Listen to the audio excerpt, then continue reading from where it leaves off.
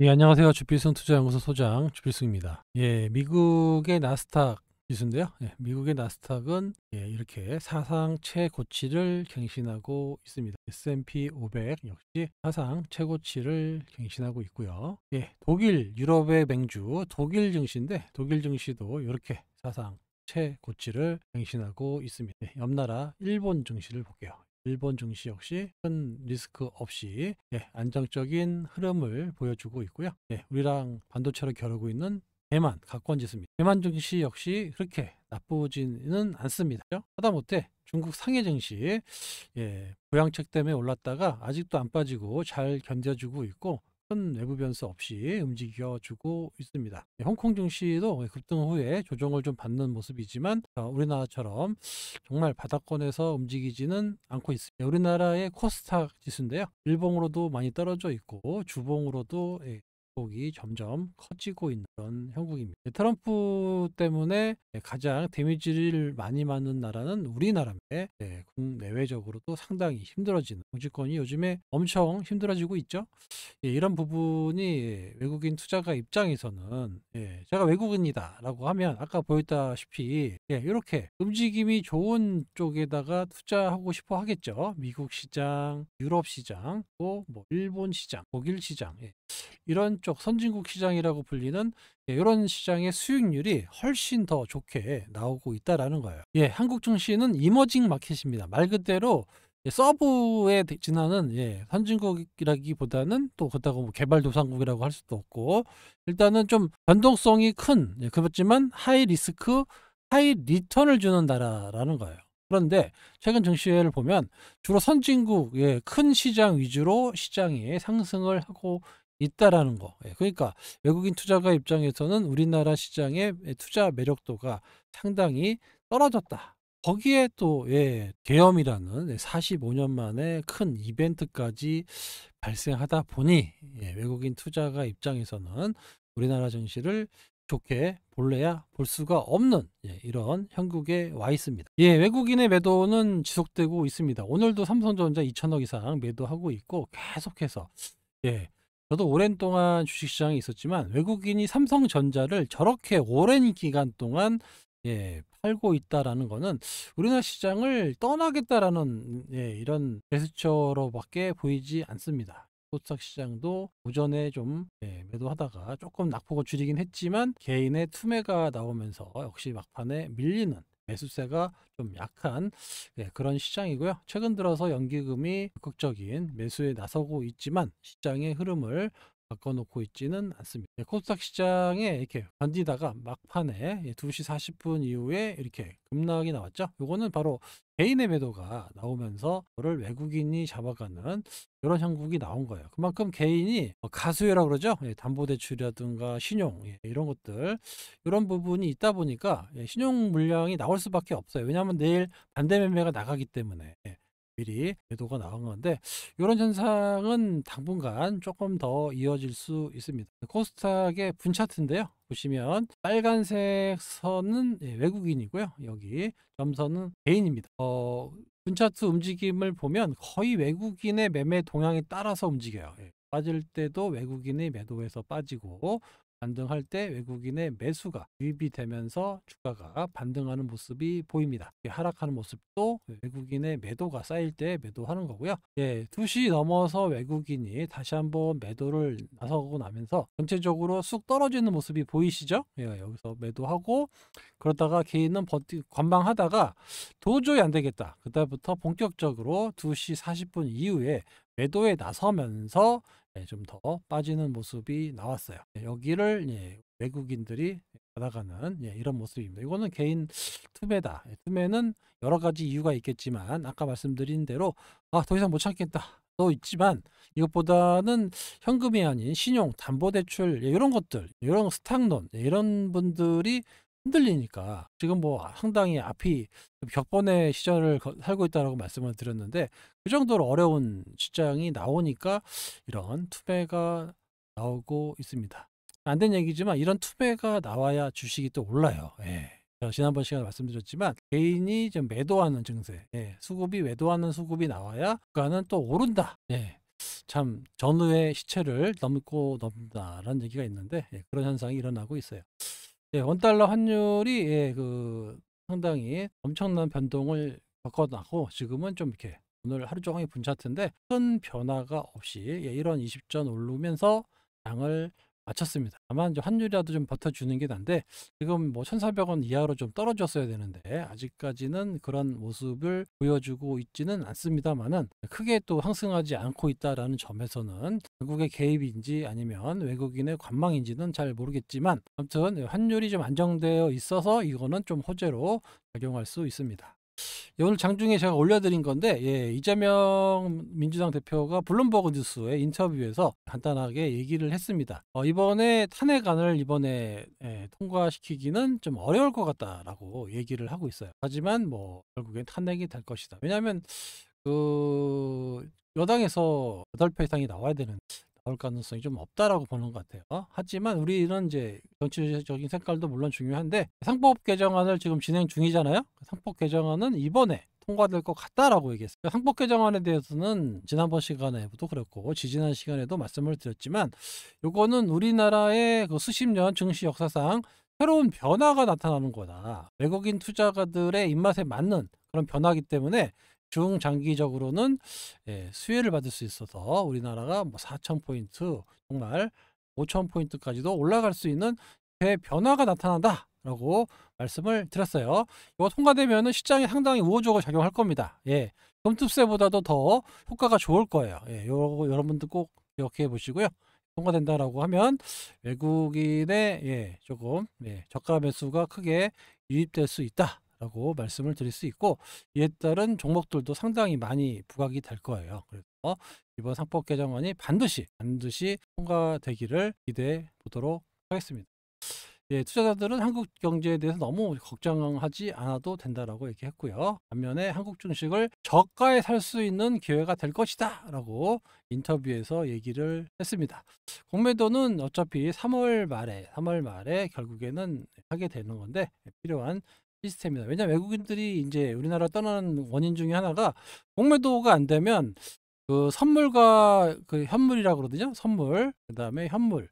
주식인데 이게 선물과 현물의 이 아비트라지 차익 거래가 안 돼요. 그러니까 투자 기회가 없어지는 겁니다. 그래서 안 되는 것들은 이제 팔고 선물을 또 매수한다든가 이런 나름대로의 그 좀 외국인들의 그 구조적인 투자 방법이 있는데 요거를 우리나라에서는 할 수가 없는 거예요. 그래서 공매도 시스템이 도입이 돼야 된다라는 거에 꼭 필요한 시스템이라고 동조를 한 거죠. 어차피 3월 말에 됩니다. 이게 된다고 해서 야 이제 큰났다 요게 아니고요. 이거 잘 보셔야 돼요.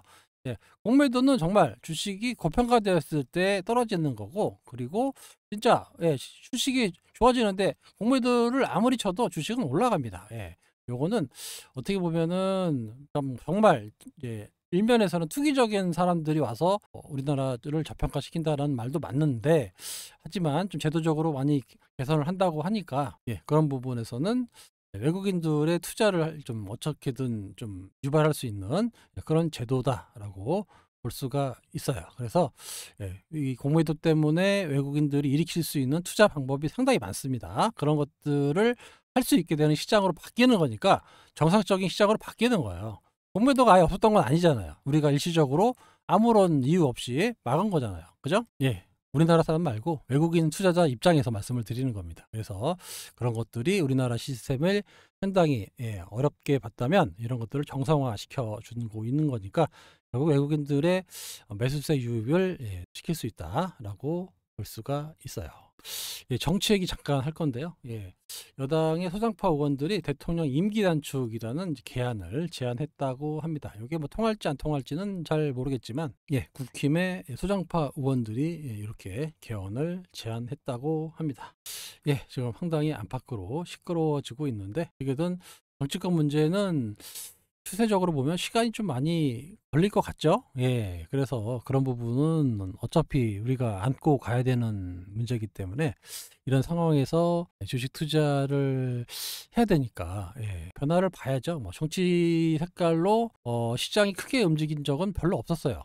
그런데 이번에는 조금 충격이 좀 있기 때문에 이게 어느 정도 좀 안정이 돼야 어떤 또 가닥이 형성이 돼야 시장도 좀 크게 오를 것 같은데, 그전까지는 계속해서 좀 변화가 나타날 것 같습니다.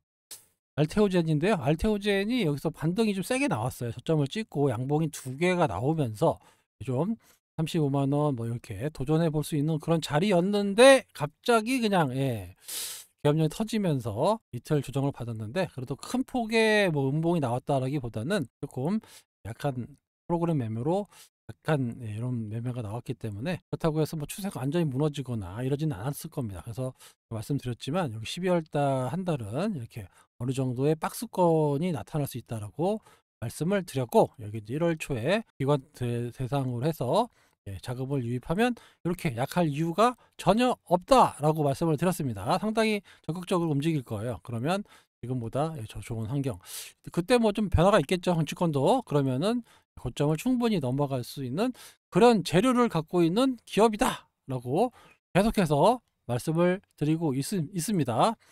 뭐 뜻대로 될지 안 될지는 잘 모르겠지만 그 정도로 좋은 회사라고 보시면 돼요.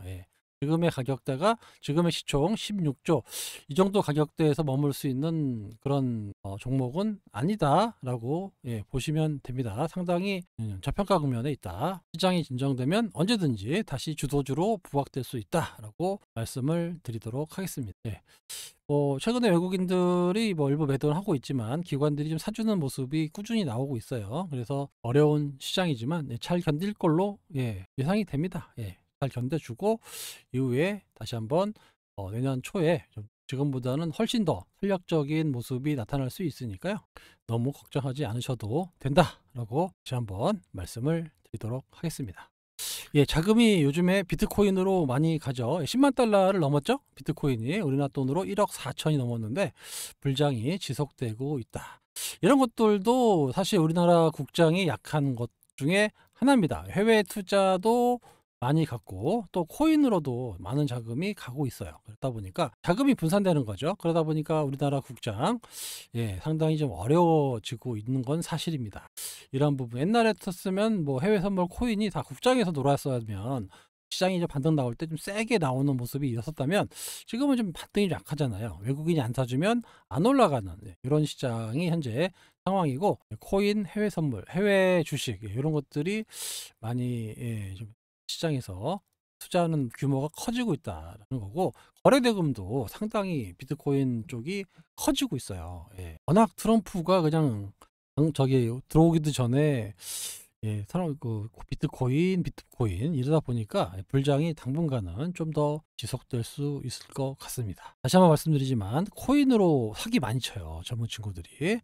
그런 걸로 여러분들 사기 안 당하게끔 조심하시고요. 만약에 코인을 투자하고 싶으시면 그냥 직접 코인을 사세요. 뭐 빗썸이라든지 뭐 업비트라든지 이런 데서 연결해 갖고 본인이 사셔야지, 뭐 코인으로 뭐 상장되면 100배 오릅니다, 10배 오릅니다, 이런 사기들 엄청 많거든요. 그런 거에 절대 당하지 않으셨으면 좋겠습니다.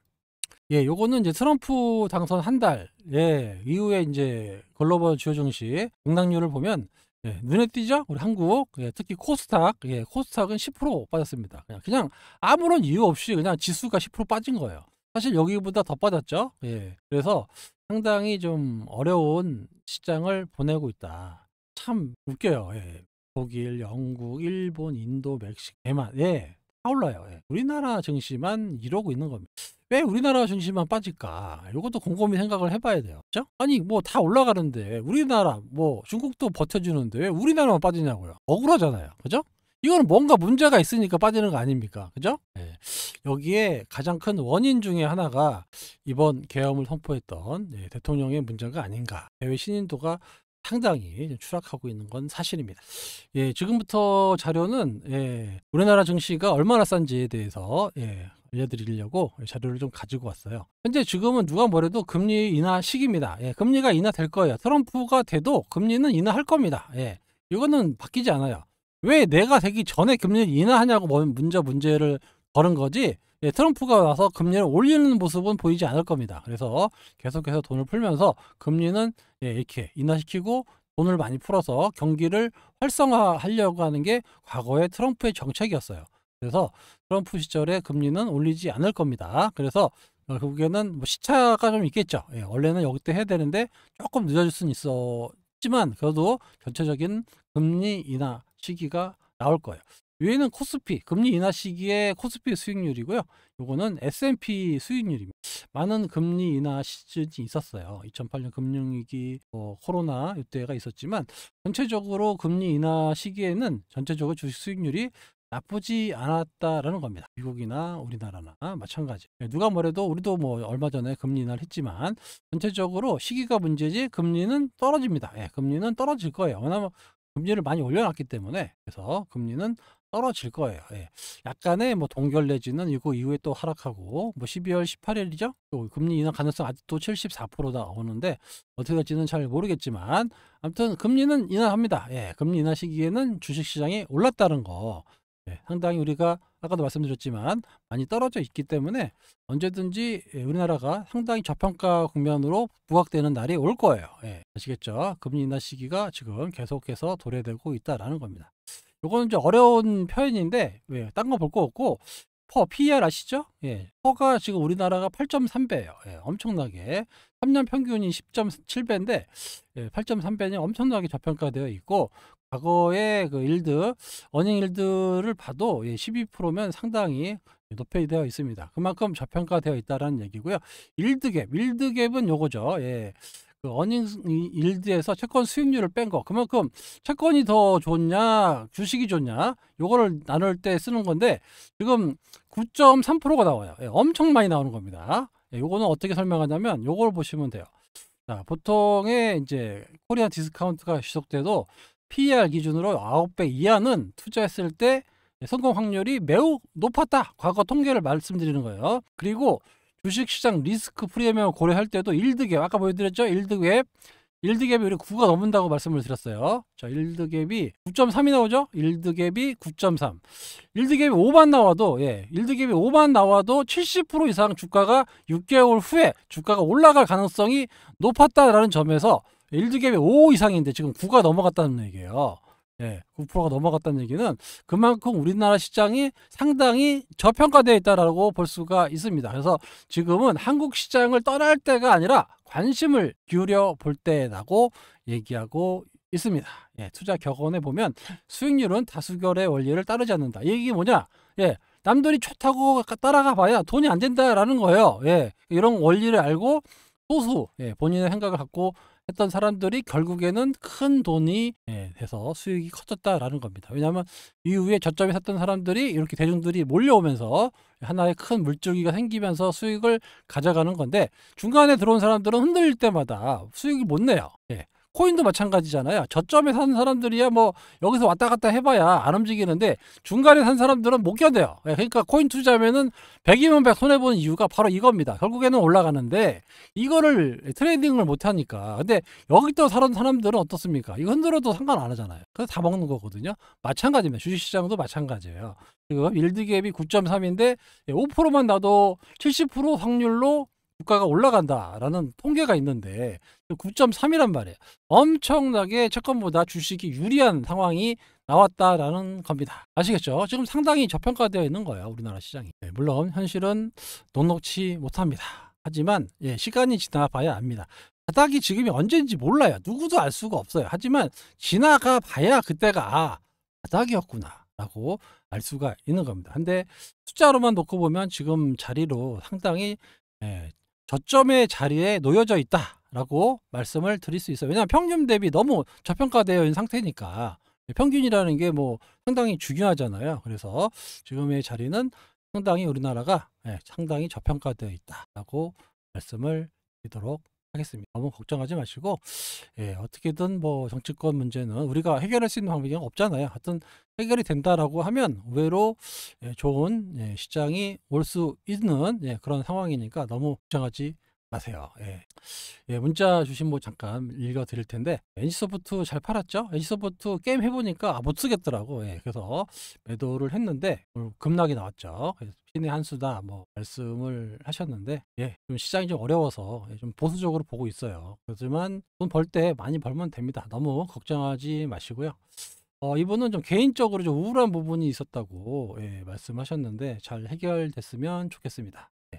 영상 멘트를 들을 때 마음의 위로와 안정감이 들었다. 친한 동료와 가족의 한 사람으로서 위로로 마음을 다독여주는 기분이다라고 말씀을 드려서 항상 안정감 있게 생활하고 있다라고 말씀을 해주셨습니다. 네, 제가 말씀드렸잖아요. 소통방에 오시고 그러신 분들은 더 이상 혼자가 아니다라고 제가 매일매일 소통하고 여러분들께 말씀을 드리고 있습니다. 그냥 안정감만 드리려고 하는 건 아니고요. 제가 사실을 말씀드리는 거예요. 현실에 입각해서 현실에 입각해서 말씀을 드리고 있는 겁니다.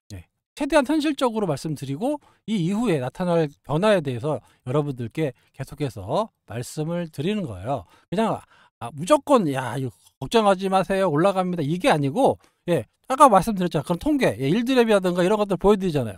과거의 통계가 이랬었는데 이거 이후에는 결국에 올라가더라. 이거를 말씀드린 거고 트럼프 재임이 시작되자마자 주식이 올라가더라. 그리고 채권 수익률은 떨어지더라. 이거는 과거의 사례를 들여서 제가 말씀을 드리는 거지 그냥 그런 게 아니야. 그리고 금리 인하 시기에는 어떻게 해요? 주가는 올라가더라. 이거를 다 객관적인 근거 가지고 여러분들께 말씀을 드리는 거지 무조건 올라가니까 걱정하지 마세요라고 하는 게 절대 아닙니다. 아시겠죠? 투자자를 진정해 시켜주는 애쓰는 모습이 감격이다. 나라가 걱정이다. 그러게요. 걱정입니다. 너무 걱정하지 마세요. 지금 진행하고 있는 겁니다. 격변의 시대를 지금 살고 있어요, 저희가. 그래서 이 시대도 결국에는 또 지나가서 우리가 옛날에 이런 적이 있었다라고 얘기할 날이 올 겁니다. 그리고 주가도 그때가 바닥이었다. 그때 샀어야 되는데 이런 날이 또 올 거니까 너무 조금 긴 안목으로 보시고요. 어려운 시장이지만 하나하나 매일매일 변화에 주목하면서 대응해 나가면 결국에는 다 풀리고 전체적으로 큰 수익으로 마무리될 수 있을 겁니다. 아시겠죠? 정말 어려운 한국 시장. 하지만 낙폭이 깊으면 또 크게 올라옵니다. 너무 걱정하지 마시고 이번에 상법 개정안이 어떻게 통과되는지 하고 또 외국인의 변화가 있을지 원달러 환율의 변화 여러 가지 정치 상황 등을 고려하면서 매일매일 대응해 가도록 하겠습니다. 아시겠죠? 지금까지 주필승이었습니다. 감사합니다.